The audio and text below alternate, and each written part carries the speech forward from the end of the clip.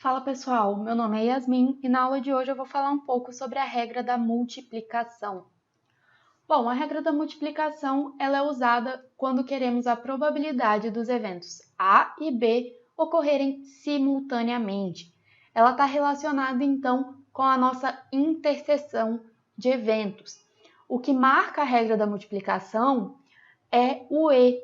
Ela também é conhecida, como regra do E. Assim como a nossa regra da adição era conhecida como regra do OU, a regra da multiplicação é conhecida como regra do E. É com esse Ezinho, quando a gente quer que o evento A e o evento B ocorram simultaneamente, a gente vai usar então a regra da multiplicação para o cálculo da probabilidade.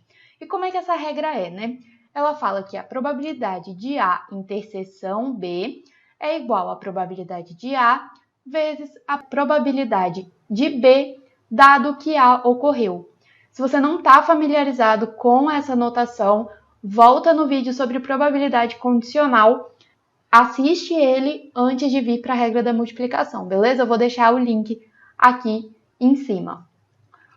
Bom, ela também pode ser escrita como a probabilidade de A interseção B, sendo a probabilidade de B, vezes a probabilidade de A ocorrer dado que B já ocorreu. Aqui é simplesmente a questão de qual evento está condicionado a qual. Lá no vídeo de probabilidade condicional, eu explico mais detalhadamente sobre isso. Se você ainda não tem claro também o que é interseção de eventos, eu vou deixar aqui o vídeo sobre interseção e união também, tá? Dá uma olhadinha lá nele, caso tenha alguma dúvida. Bom, e como que a gente faz, como que a gente calcula a probabilidade com a regra da multiplicação quando a gente tem eventos independentes?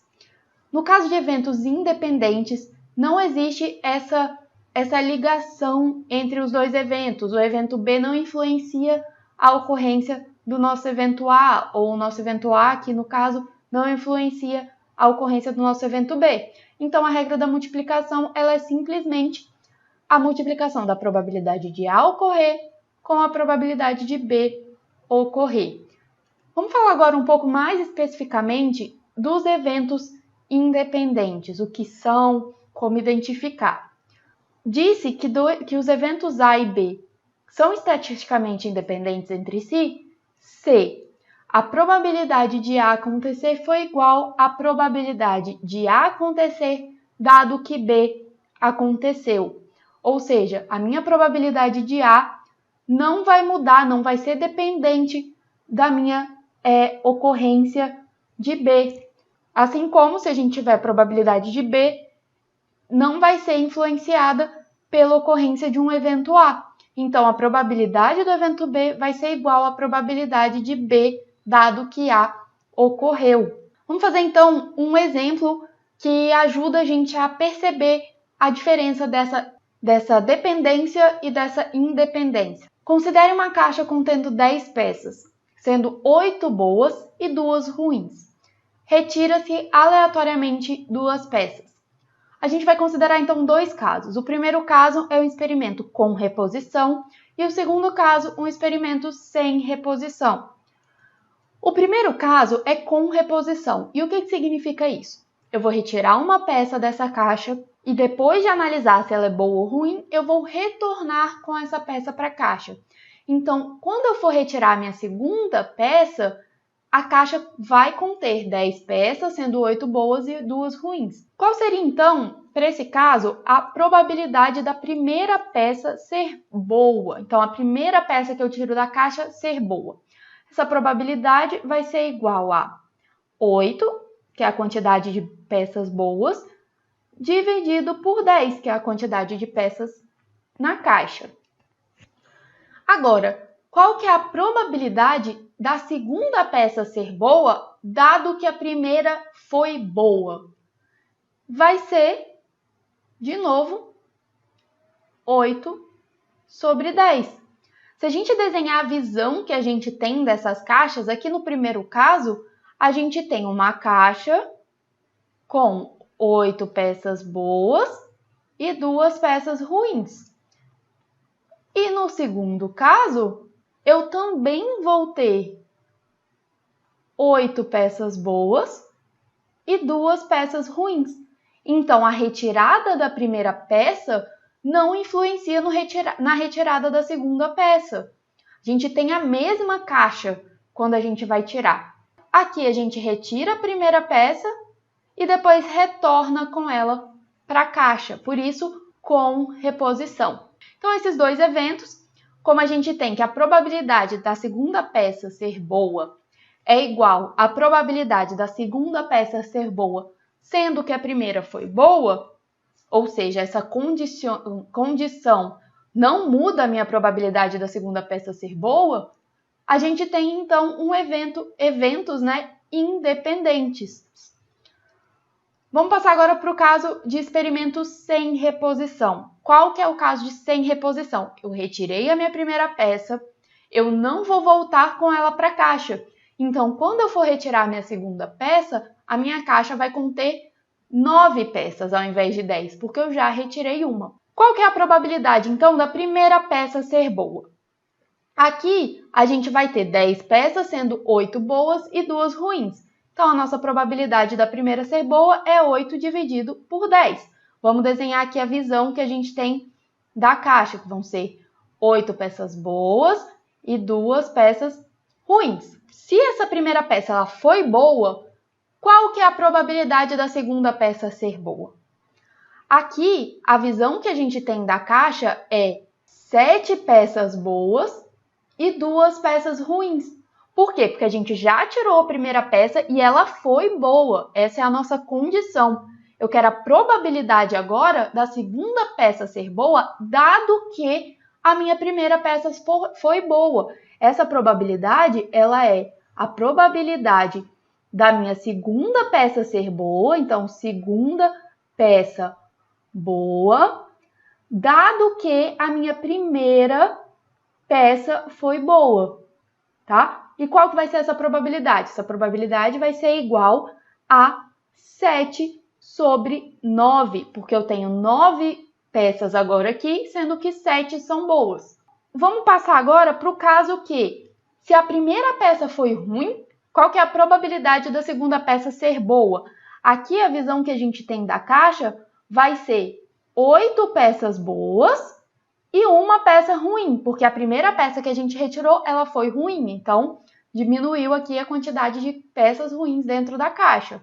Essa probabilidade ela vai ser, então, igual a 8 sobre 9. Tá vendo aqui como o resultado da primeira retirada influencia na probabilidade da segunda retirada? Isso mostra que a nossa probabilidade da segunda peça ser boa, ela é influenciada pelo resultado da primeira peça. Se a primeira peça foi boa ou se a primeira peça foi ruim. Então, esses são eventos dependentes, porque o meu evento B, que aqui seria a segunda peça ser boa, ele depende do meu evento A, que é a primeira peça ser ruim ou boa.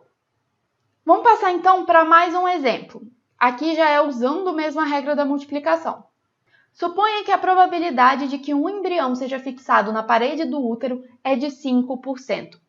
Se forem implantados 3 embriões, a probabilidade de que todos os 3 tenham êxito seria calculada da seguinte forma. A gente tem então que o nosso evento A é embrião fixado e a probabilidade de A acontecer é 5%, que em decimal ficaria 0,05, certo? Aqui a gente tem que identificar duas coisas. A gente vai usar a nossa regra da multiplicação mesmo? Ou a gente vai usar uma regra da adição?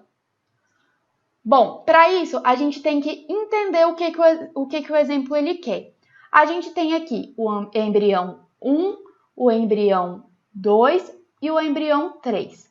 O nosso exemplo, ele quer a probabilidade do meu embrião 1 e do meu embrião 2 e do meu embrião 3 se fixarem na parede do útero. Então, eu tenho o E, olha. Então, eu vou usar a minha regra da multiplicação.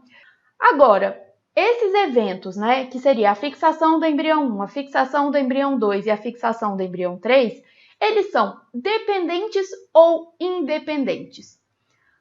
Para isso, a gente tem que analisar da seguinte forma.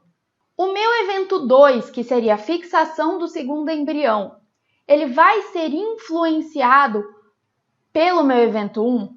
Tem essa relação? Nesse caso, não tem. Nós temos, então, eventos independentes.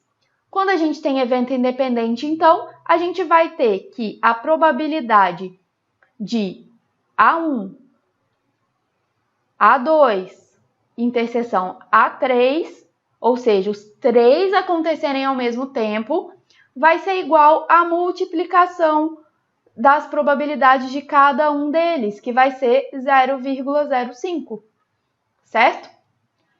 Isso aqui dá um resultado de 0,000125. Isso pode ser interpretado como, né? A gente tem 1,25 chances a cada 10.000 tentativas, ou a gente tem uma chance em 8.000 tentativas, tá? Aqui, como que a gente fez, né? A gente multiplicou aqui por 10.000, a gente vê que a gente tem 1,25. Vamos fazer então mais um exemplo. Considere uma urna com 3 bolas brancas e 7 bolas vermelhas. 2 bolas são retiradas da urna, uma após a outra, sem reposição. Essa parte é importante. A gente quer saber, então, qual a probabilidade de saírem 2 bolas brancas. A probabilidade da minha bola 1 ser branca vai ser igual a 3, que é a quantidade que eu tenho, né, de bola branca dentro da urna, dividido por 10, que é o total de bolas na urna. Agora, a probabilidade da minha bola 2 ser branca, dado que a minha bola 1 é branca, vai ser igual a 2 dividido por 9. Por quê? Vamos visualizar a nossa urna. Aqui, a gente teria uma urna com 3 bolas brancas e 7 bolas vermelhas. Aqui, como a gente já retirou uma bola e essa bola ela era branca, a gente vai ter 2 bolas brancas e 7 bolas vermelhas, tendo então 9 bolas dentro da urna e só 2 brancas, porque a gente já retirou uma branca, certo? Então, a gente tem a probabilidade de 2 sobre 9. Aqui é sempre mais fácil trabalhar com frações na conta e só transformar para porcentagem, caso necessário, a probabilidade final, tá?